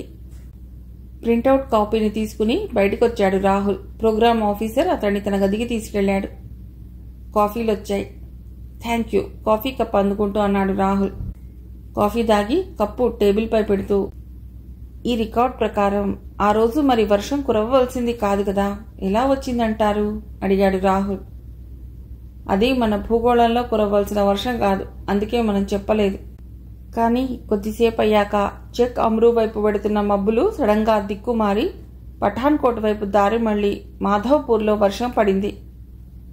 మబ్బుల సాంద్రతను బట్టి చూస్తే తక్కువ జల్లు విస్తారంగా పడవలసింది, కానీ విచిత్రంగా అతి తక్కువ విస్తీర్ణంలో ఎక్కువ వర్షం పడింది. ఇలా జరగటానికి కారణం గురించి స్టడీ చేయలేదా? ఒక్కోసారి గాలి వేగం, పయనించే దిక్కు సడన్గా వాతావరణ పరిస్థితులను బట్టి మార్పు చెందుతుంటాయి. అలాగే ఇది కూడా అటు వెళ్లబోయే మబ్బులు ఇటు వచ్చి వర్షం పడింది. అది మీ ఊహే గాని సహేతుకమైన కారణం కాదు, అవునా? ఎప్పుడో నెల కిందట ఓ ప్రాంతంలో పడ్డ వాన గురించి ఏం చెబుతావు ఇంతకన్నా చిరాగ్గా అన్నాడతడు. అతనితో ఇంతకన్నా చర్చ అనవసరం అనిపించింది రాహుల్కి. ఇందాక మీరు చెక్ ఆమ్రూ వైపు పెడుతున్న మబ్బులు అన్నారు కదా, అవి ఎక్కడి నుండి బయలుదేరాయో చెప్పగలరా?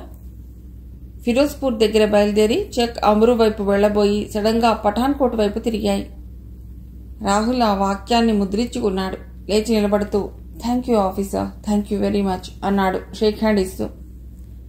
వచ్చినంత వేగంగా తిరిగి వెళ్లిపోయాడతడు. అతడి బ్లూ బర్డ్ ఆఘ మేఘాల మీద భట్టాచార్య ఇంటి ముందు ఆగింది. రాహుల్ లోపలికెళ్లి 15 నిమిషాలు భట్టాచార్యతో మాట్లాడి ఇంటికి వెళ్ళిపోయాడు. ఇది జరిగిన 3 రోజుల తర్వాత రాత్రి 10:30 దాటింది. అలీఘర్ నుండి లాహోర్కు వెళ్లే రైలు ప్లాట్ఫామ్ మీద రెడీగా ఉంది. మిలిటరీ ట్రక్కులు 2 అప్పుడే వచ్చి ఆగాయి. అందులో నుండి 7 సివిల్ డ్రెస్సెస్లో ఉన్న వ్యక్తులు దిగారు. మిగతా వాళ్లు మిలిటరీ ఆఫీసర్స్. ఆ 7 ఒక కంపార్ట్మెంట్లోకి ఎక్కించారు. వాళ్ల వెంట 2 ఆఫీసర్స్ ఎక్కారు. డ్రింక్స్, ఆహార పదార్థాలు ఉంచారు అందులో.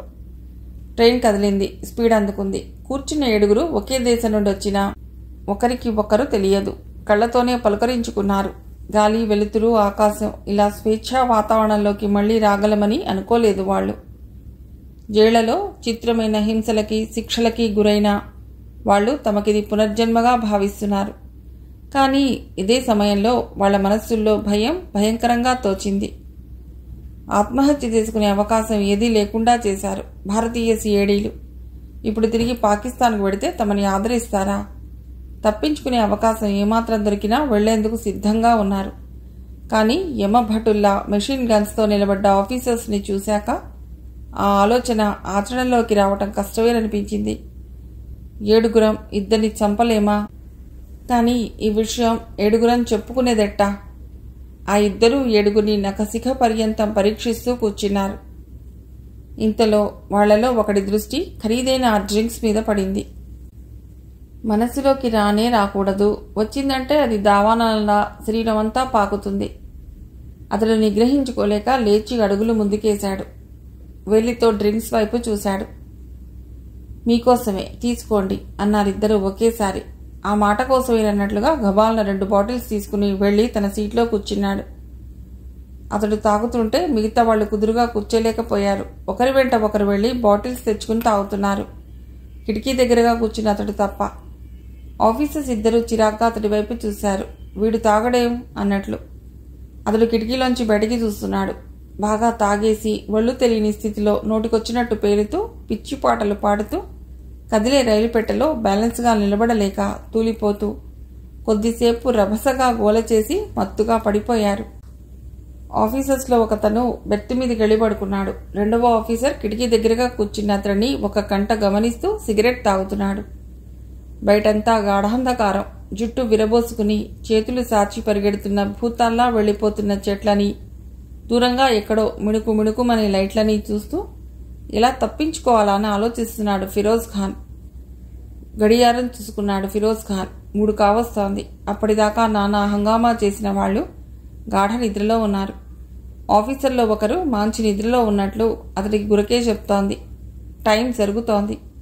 ఏదో సన్నని బ్రిడ్జిని సమీపిస్తోంది రైలు. కింద ఉరుకులు పరుగులతో సింధు నది పాయ ఒకటి ప్రవహిస్తోంది. రైలు బ్రిడ్జ్ ఎక్కింది. ఏమాత్రం ఆలస్యం చేసినా వేళ్ల సందుల్లోంచి జారిపోయే నీళ్లలా ఆ అవకాశం జారిపోతుంది. తలెత్తి ఆఫీసర్ వైపు చూశాడు ఫిరోజ్. అతడి వైపు చూస్తున్నాడు. Cigarette please. Officer cigarette packet అందించాడు. ప్యాకెట్ అందుకుంటూ లైటర్ అడిగాడతడు. జేబులోంచి లైటర్ తీసిస్తూ కొద్దిగా తల వంచాడు ఆఫీసర్. అంతే, ఫిరోజ్ ఖాన్ కుడి చెయ్యి ఇనుప ముక్కలా మారి అతడి మెడపై పడింది. ఒకే ఒక్క దెబ్బకి శబ్దం పైకి రాకుండా తల వాల్చేశాడు. ఫిరోజ్ అతన్ని సరిగ్గా పడుకోబెట్టి సారీ సార్ అన్నాడు. పరిగెత్తుకుంటూ డోర్ దగ్గరకొచ్చి ఒక్క గెంతులో ఉధృతంగా ప్రవహిస్తున్న నదిలోకి రైల్లోంచి దూకేశాడు ఫిరోజ్ ఖాన్. కరీముల్లా వల తీసుకుని నది ఒడ్డుకొచ్చాడు. వల విసిరబోతుండగా దూరంగా నల్లగా ఏదో కనిపించింది. అతడు కళ్లకు చెయ్యడ్డు పెట్టుకుని చూశాడు. మనిషి, ఎవరో మనిషి కొట్టుకొస్తున్నాడు. అరే, ఎవరో పాపం కొట్టుకుపోతున్నాడు అనుకుంటూ వల పక్కకి విసిరేసి నదిలోకి దూకాడు. ఆ మనిషిని ఆదుకుని ఒడ్డుకి అతి ప్రయాస మీద చేర్చాడు. ఈలోగా మరికొందరు జాలర్లు చేరారు. ఎవరు భయ్యా ఈ మనిషి అడిగాడు నసీం. ఏమో, ఎవరో కొట్టుకొస్తున్నాడు ఇటువైపు. ముందు మీరంతా దూరం జరగండి అన్నాడు అతడిని ఇసుకలో బోర్లా పడుకోబెడుతూ. నీళ్లు తాగినట్లు లేదులే, అయినా సింధు తల్లి ఉరవళ్ల మీద ఉంది కదా. ఇంత అఘాయిత్యానికి ఒడిగట్టాడే, ప్రాణాలు పోలేదు, నయ్యం అన్నాడు వసీం అతడి ముక్కు దగ్గర చేయించి. శ్వాస మెల్లిగా ఆడుతోంది. కరీముల్లా అతడి వీపుపై పక్కల మెల్లిగా చేత్తో నొక్కసాగాడు. కొద్దిసేపటికి అతడిలో చలనం కలిగింది. అతడిని వెలకిలా తిప్పాడు. కరీంభాయ్, ఇతడు మన ప్రాంతం వాడు కాదు. బహుశా భారత్ నుండి వస్తున్నట్లుంది. మనకెందుకు వచ్చిన వడదా? దారిన పోయే దయ్యాన్ని ఇంట్లోకి పిలవరు. పదండి పోదాం అన్నాడు నసీం. నసీం, ఈ స్థితిలో అతన్ని వదలటం మానవత్వం కాదు. సాయం పట్టండి, ఇంటికి చేరుద్దాం. అయినా ఇతడి మొహం చూడండి ఎలా ఉన్నాడో, అమాయకంగా. జాలేయటం లేదు. మీకేం భయం లేదు, ఇంటికి తీసుకుపోదాం పదండి అన్నాడు. కరీముల్లా మాటలు విన్నాక ఇక్కడ అందరి మనస్సుల్లోనూ అతడిని వదిలిపెట్ట బుద్ధి కాలేదు. అందరి సహాయంతో అతడు పల్లెకి చేరాడు. కరీముల్లా ఇంటి ముందర నులక మంచం వేసి అతన్ని పడుకోబెట్టారు. నసీబ్ చాయ్ తెప్పించాడు. కరీం అతడితో చాయ్ తాగించాడు. కొన్ని క్షణాలకు కళ్ళు తెరిచాడతడు. అందరి వంక చూశాడు. తన వైపుగా ఉన్న కరీం వైపు చూశాడు. ఎవరు మంది బేటా అడిగాడు కరీం. అతడు కరీం వైపు అదోలా చూస్తూ, ఊరెక్కడుంది నువ్వు చెప్పు. అన్నీ పోయాయి, అందరూ పోయారు, నా దేశం ఒక్కటే మిగిలింది అన్నాడు. నీ పేరేమిటి అడిగాడు నసీం. నా పేరు జ్ఞాపకం రావటం లేదు. నీ వాళ్ళు ఎక్కడున్నారు అడిగాడు ఒకడు. నా వాళ్ళ? ఏమో, ఎక్కడున్నారు నీకు తెలుసా? తెలిస్తే నాకు చెప్పవా? నా వాళ్ళ దగ్గరికి వెడతాను. కరీం అతడి వైపు జాలిగా చూశాడు. నసీం కరీం వైపు చూసి, వీడెవడో పిచ్చివాళ్లా ఉన్నాడు, పేరు ఊరు తెలియదంటాడు, ఎక్కడి నుంచి వచ్చినట్లు? ఇంత పెద్ద నదిలో కొట్టుకొచ్చి ప్రాణాలతో ఉన్నాడంటే గట్టి ఆయుష్య విడిది. అతడు అందరినీ మార్చి పిచ్చి చూపులు చూడసాగాడు. అతడు పిచ్చివాడని తెలియగానే చుట్టూ చేరిన పిల్లలు అతడిని ఓయ్ పిచ్చి పిచ్చి అంటూ కేకలు వేయసాగారు. మీరే పిచ్చి, మీకే పిచ్చి, మీ అందరికీ పిచ్చి, నాకేం పిచ్చి లేదు అన్నాడతడు. కరీం చుట్టూ మొగిన పిల్లల్ని కసిరాడు. నీకేం పిచ్చి లేదు, వాళ్లకే పిచ్చిలే, లేచి ఈ బట్టలు విప్పి పొడి బట్టలు వేసుకోలే అన్నాడు అతడిని లేవదీస్తూ. అతడికి తన పైజామా లాల్చీ ఇచ్చాడు కరీముల్లా. అతడి దుస్తులు విప్పేందుకు ఆడపిల్లల సిగ్గుపట్టని చూసి అక్కడ మొగిన అందరూ నవ్వసాగారు. కరీం వాళ్ళని కసిరి అతడిని లోపలికి తీసుకువెళ్ళాడు. వేసుకో అన్నాడు. నువ్వు పో కసిరాడతడు. కరీం బయటికి వచ్చాడు. వీడు బాగా పిచ్చాడే భాయ్, జాగ్రత్త, లేనిపోని బెడదా అంటూ తన గుడిసెకు పోబోతూ, అయితే ఇక చేపలు పట్టను రావా అడిగాడు నసీం. ఆహా, ఇతనికి ఏదైనా వండి పెట్టి వస్తాను అన్నాడు కరీముల్లా. జల్దీరా, ఈరోజే ఫిరోజ్పూర్లో సంత మొదలయ్యేది, మన చేపలకు బాగా గిరాకీ ఉంటుంది కూడా, 4 డబ్బులు ముట్టేది ఇప్పుడే అన్నాడు నసీం.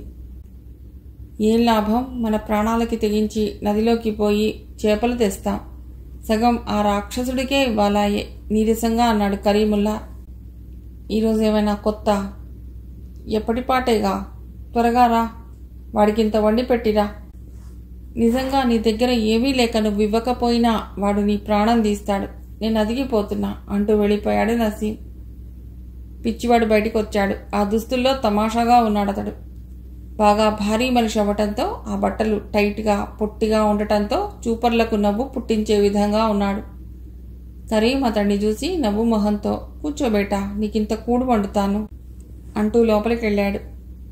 పిచ్చివాడు నులక మంచంలో పడుకున్నాడు. చూసినంతసేపు చూసి అంతా ఎవరి పనుల్లోకి వాళ్ళు వెళ్ళిపోయారు. ఓ గంట అయ్యాక కరీం కంచంలో వేడివేడి అన్నం, నసీం భార్య ఇచ్చిన పులుసు వేసి తెచ్చిపెట్టాడు. ఆకలి మీదున్న అతడు గబగబా తినేశాడు. తను ఓ ముద్ద తిన్నాడు కరీం. నువ్వు పడుకో, నేను నదికెళ్ళి అటు నుండే ఫిరోజ్పూర్ ఎడతాను. సాయంకాలానికి వస్తాను, నువ్వెక్కడికి పోకు అన్నాడు. పిచ్చివాడు పిచ్చి చూపులు చూడటం తప్ప మరేమీ అనలేదు.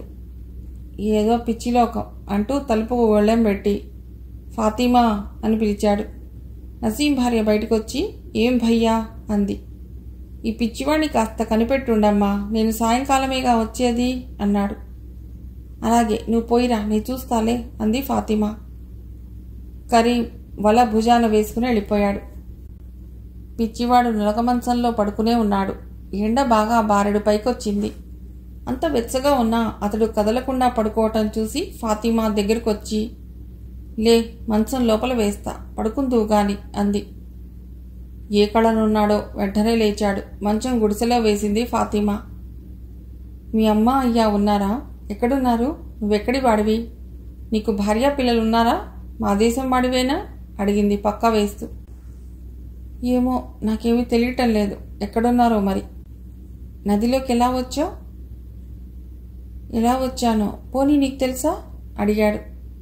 ఇక అతన్ని పలుకరించి లాభం లేదని తలుపులు దగ్గరగా వేసి వెళ్ళిపోయింది ఫాతిమా.